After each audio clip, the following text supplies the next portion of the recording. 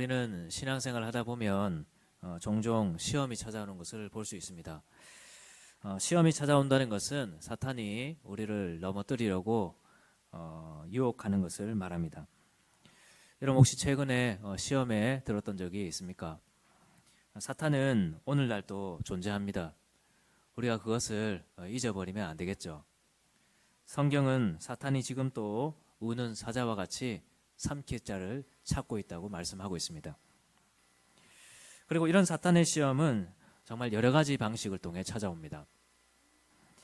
스크루테이프의 편지라는 책을 보면 이런 사탄의 전략을 정말 리얼하게 설명하고 있습니다.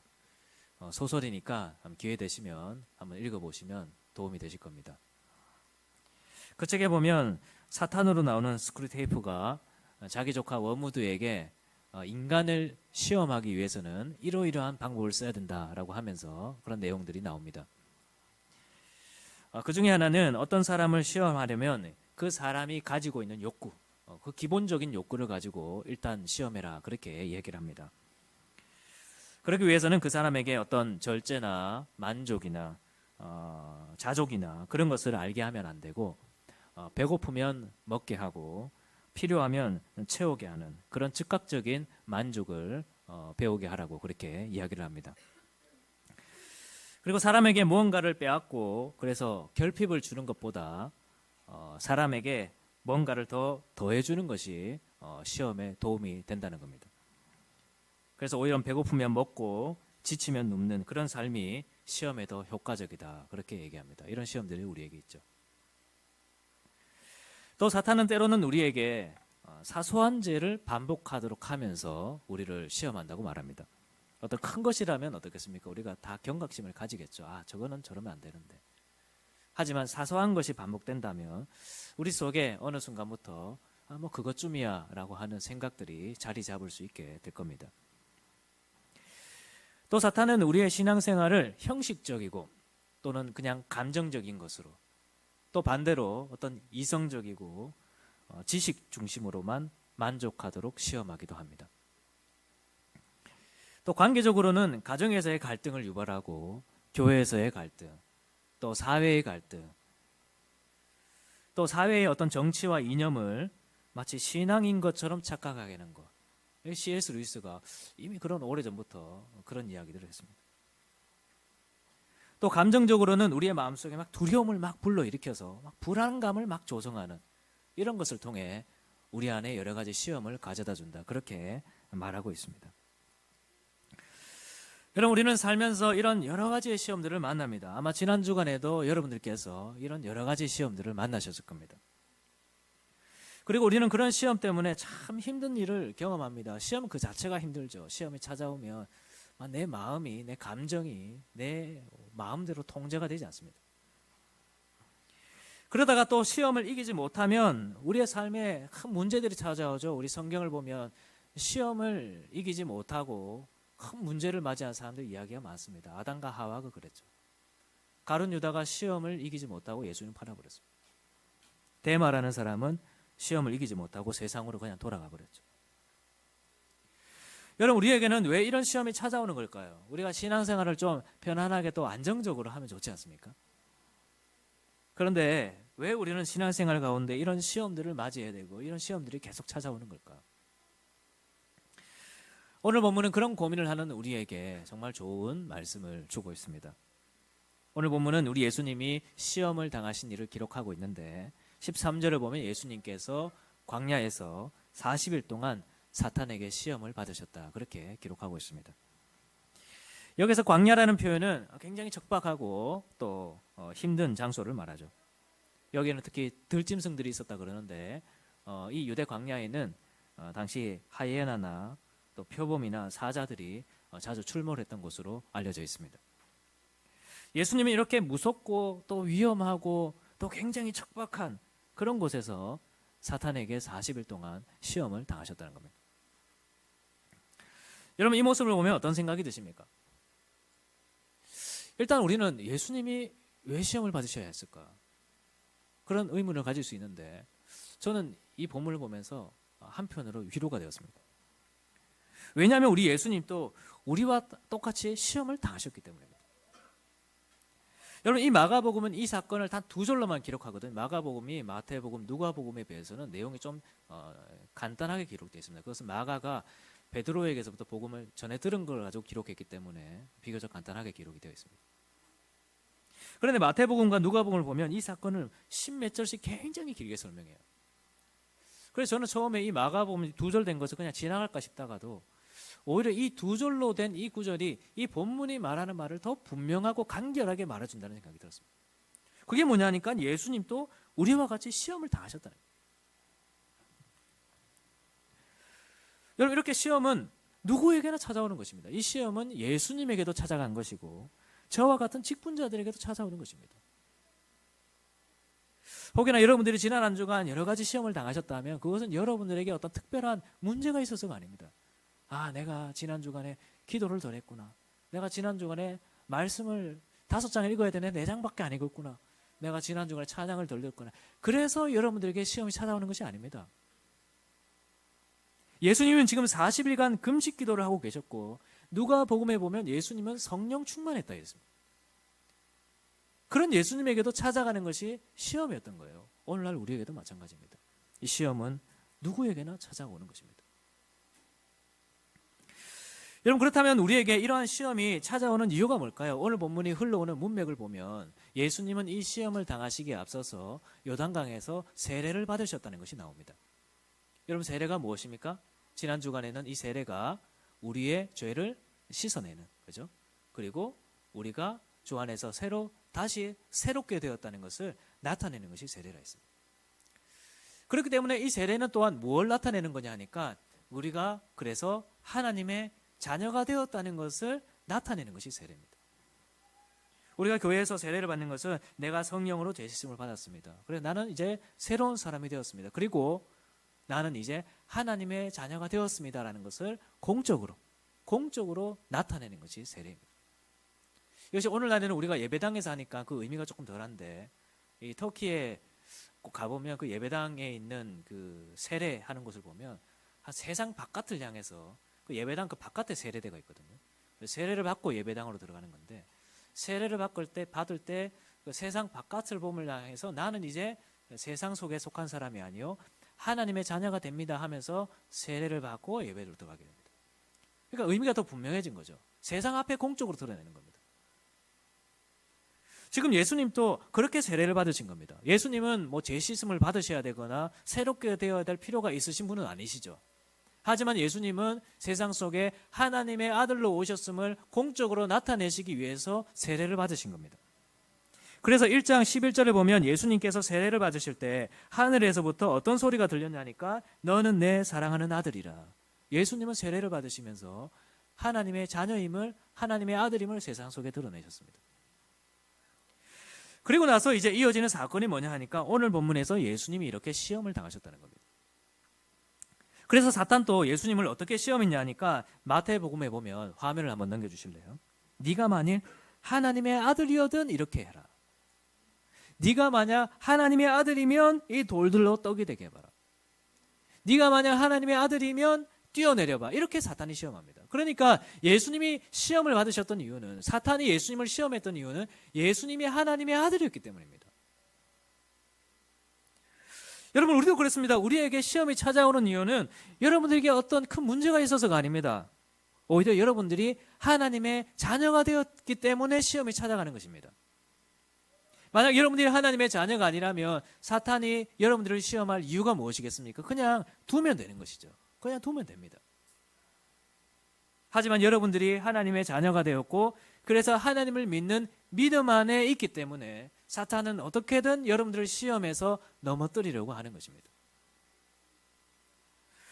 여러분, 우리가 이것을 아는 것은 너무나 중요합니다. 왜냐하면 우리는 시험이 찾아오면 때로는 하나님의 사랑을 의심할 때가 많기 때문입니다. 그래서 어떤 분들은 너무나 힘든 나머지 하나님 저를 버리신 것 아닙니까? 하나님 나를 사랑하신 것이 맞나요? 나는 아직 하나님의 자녀가 되지 않았습니까? 내가 하나님의 자녀라면 왜 이런 일이 끊이지가 않습니까? 하나님께서 나를 사랑하신다면 왜 나를 이렇게 외롭게 그냥 힘들게 두고 계십니까? 그렇게 말하기도 합니다. 여러분 물론 그럴 수 있습니다. 성경에 보면 다윗도 그랬고 예레미야도 그렇고 많은 사람들이 시험이 찾아왔을 때 하나님 앞에 그렇게 이야기했습니다. 시편 13편에 보면 다윗은 여호와여 어느 때까지입니까? 하나님 도대체 어느 때까지 나에게 이런 시험을 주십니까? 하나님 나를 영원히 잊으신 것입니까? 내가 지금 어떻게 시험을 당하고 있는지 하나님 잊어버리셨습니까? 왜 하나님의 얼굴을 나에게서 가리십니까? 그렇게 말했습니다. 그런데 다윗은 이 시편을 어떻게 마쳤냐 하니까 나는 오직 주의 사랑을 의지하였습니다. 하나님의 사랑을 의지한다는 거예요. 왜냐하면 우리에게 시험이 찾아온다는 것이 하나님이 우리를 사랑하신다는 것을 부정하는 것이 아니기 때문입니다. 시험이 찾아오지만 나는 하나님의 사랑을 붙들겠습니다. 그렇게 했던 것이 이 다윗의 고백이었습니다. 그래서 우리도 오늘 이 말씀을 보면서 항상 이렇게 생각해야 됩니다. 하나님, 이 시험 앞에서 힘듭니다. 물론 다윗처럼 그렇게 고백할 수 있겠죠. 어느 때까지입니까? 왜 나를 이렇게 두십니까? 할 수 있겠지만 우리는 오늘 이 본문을 보면서 시험은 누구에게나 찾아올 수 있구나. 나에게 시험이 찾아온다면 내가 하나님의 자녀가 되었기 때문에 시험이 찾아오구나. 그러면서 하나님의 사랑을 의심하지 않고 오히려 내가 하나님의 사랑을 붙들겠습니다. 그렇게 고백할 수 있어야 됩니다. 여러분 이것을 생각하는 것과 그렇지 않은 것은 정말 큰 차이가 있습니다. 요즘 우리가 국제정세를 보면서 이런 생각을 합니다. 우리도 어쩌면 전쟁을 겪을 수도 있겠구나. 우리 형제님들도 군대에 가면 우리는 전쟁이 끝난 종전국가가 아니라 휴전국가라는 정신교육을 받습니다. 여러분 이런 교육을 받고 이런 생각을 하고 있는 것과 그렇지 않은 것은 굉장히 큰 차이가 있습니다. 생각을 하고 있다면 어떻게든 준비를 하겠죠. 국방과 외교에 신경을 쓰고 또 어떻게든 여러 가지 준비를 할 것입니다. 그리고 그렇게 준비를 한다면 위기가 찾아와도 잘 대응할 수 있게 될 것입니다. 하지만 그렇지 않다면 어떻겠습니까? 대응을 못하는 겁니다. 그런 시험 앞에서 그냥 넘어지게 되는 것이죠. 신앙생활도 마찬가지입니다. 우리는 시험에 늘 노출되어 있는 사람들입니다. 우리가 하나님의 자녀라는 정체성은 우리가 하나님의 사탄의 시험을 면하게 되는 그런 방패가 되는 것은 아닙니다. 오히려 사탄의 표적이 될 수 있는 것이죠. 사탄은 마치 우는 사자가 먹이를 찾는 것 같이 삼킬 자를 찾고 있다고 해서 우리는 이것을 기억해야 됩니다. 나에게도 시험이 찾아올 수 있구나. 나에게 시험이 찾아온다면 내가 하나님의 자녀이기 때문에 나를 넘어뜨리려고 시험이 찾아오는 것이구나. 그렇게 생각을 해야 됩니다. 여러분 이렇게 우리가 하나님의 자녀라면 우리에게 시험이 찾아올 수 있다는 것을 아는 것은 너무나 중요합니다. 이것은 우리가 시험을 당할 때에 당황하지 않도록 도움을 주고 하나님의 사랑을 의심하지 않도록 도와주기도 합니다.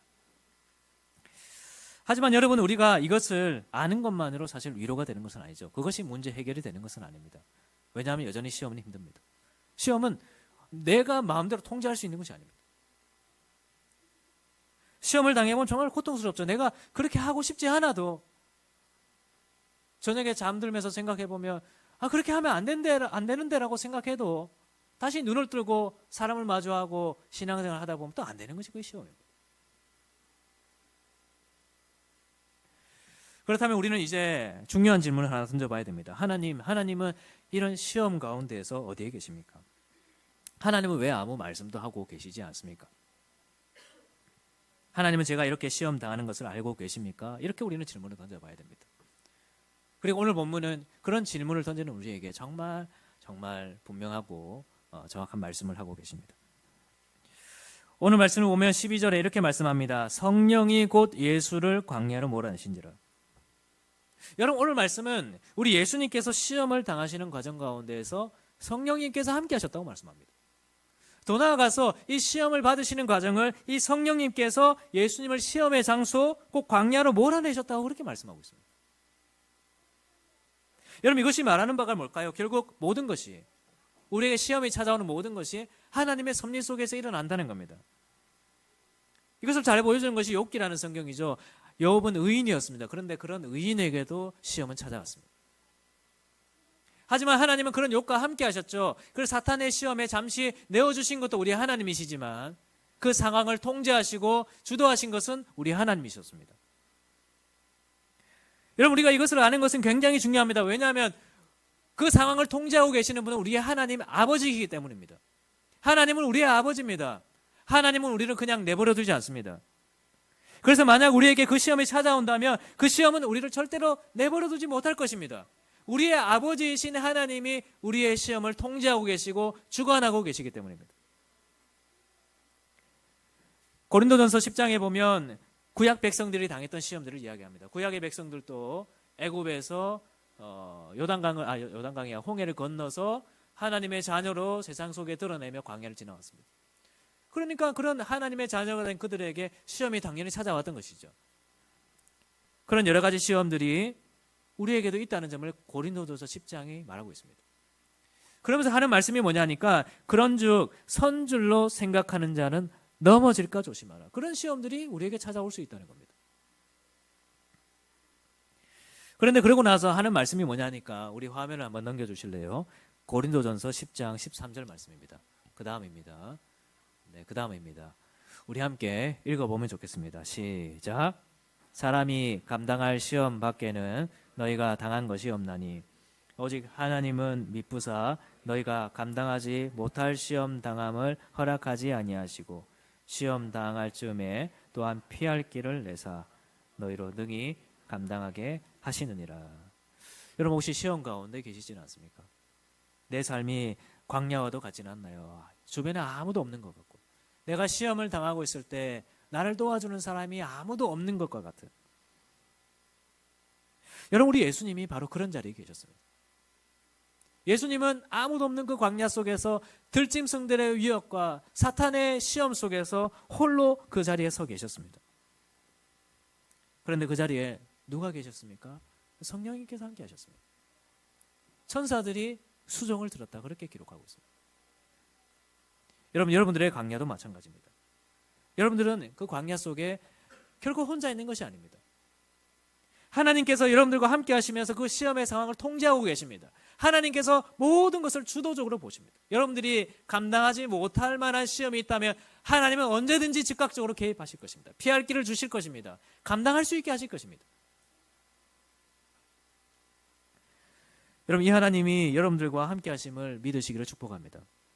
하나님께서 여러분들의 삶을 붙들고 계심을, 통제하고 계심을 믿으시기 바랍니다. 그래서 여러분들이 사망의 음침한 골짜기를 다닐지라도, 시험이 있고 유혹이 있는 그런 사망의 음침한 골짜기에 있을지라도 해를 두려워하지 아니할 것은 주께서 나와 함께 하시기 때문에 그렇게 고백할 수 있는 우리 성도들이 되었으면 좋겠습니다.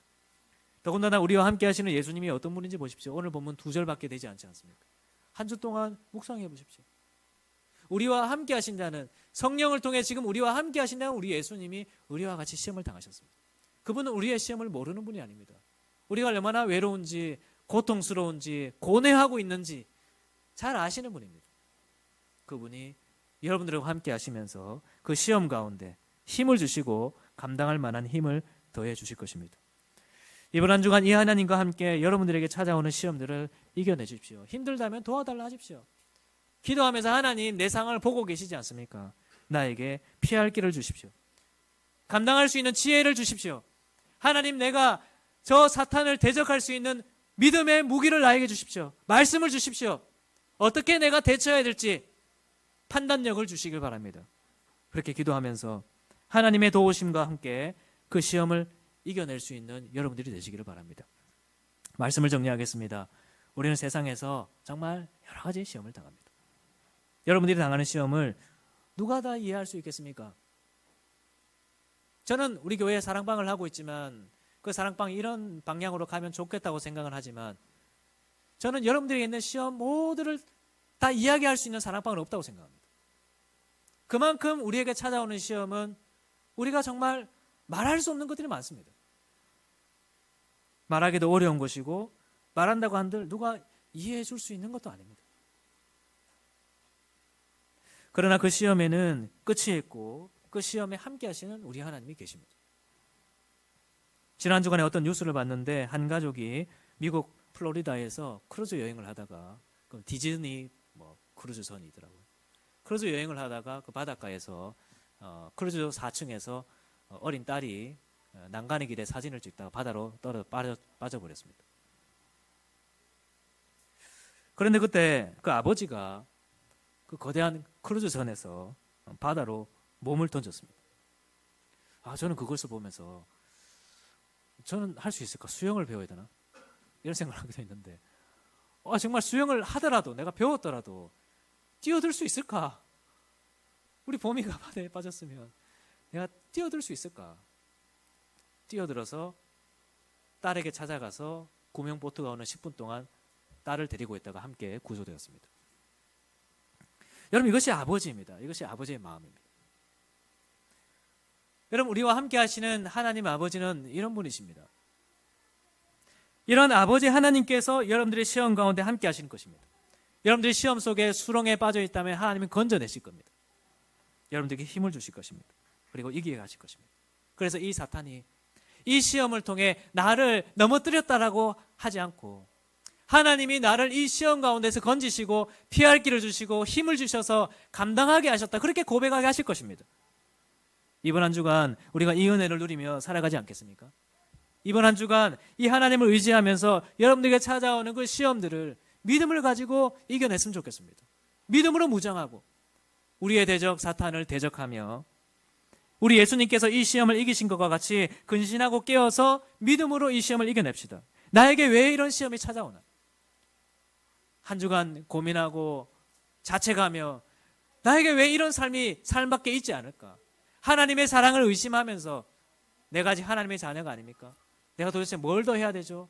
그렇게 낙심하고 있는 것이 아니라 하나님이 여러분들 속에 함께 계심을 믿으면서 그 시험을 이기며 살아가는, 그래서 이 시험을 참고 이기는 자에게 하나님께서 약속하신 그 복을 누리며 살아가는 우리 모든 성도들이 되시기를 주님의 이름으로 축복합니다.